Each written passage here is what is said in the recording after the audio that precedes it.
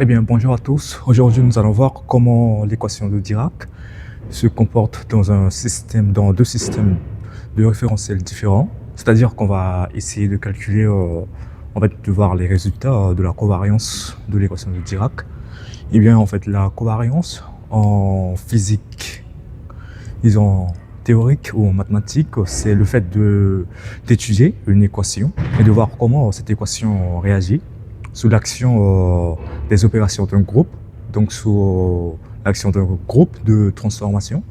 Et dans notre cas, nous allons essayer d'être toujours en lien avec la relativité restreinte, c'est-à-dire qu'on va essayer d'appliquer le groupe de Lorentz sur l'équation de Dirac. On va voir comment l'équation de Dirac agit sous l'application des opérations du groupe de Lorentz.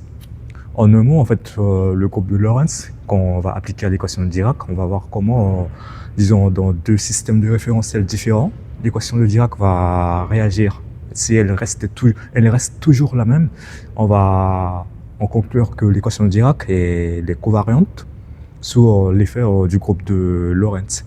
Donc pour cela, nous allons définir deux systèmes de référentiels. En fait, le référentiel A ou R qui est immobile, c'est-à-dire le référentiel de la Terre ou de cet amphithéâtre, et un autre référentiel qui va être un référentiel plutôt mobile.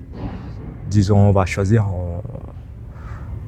un voyageur interstellaire et après on va étudier une particule ou un système de particules de spin 1,5, et l'équation de Dirac décrit probablement en fait des particules de spin 1,5.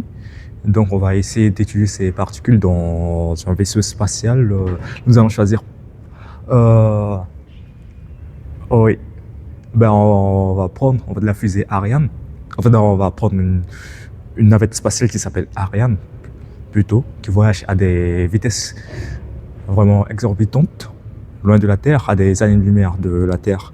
Donc du coup, on va définir notre système. Là, on a la Terre qui est là. La Terre.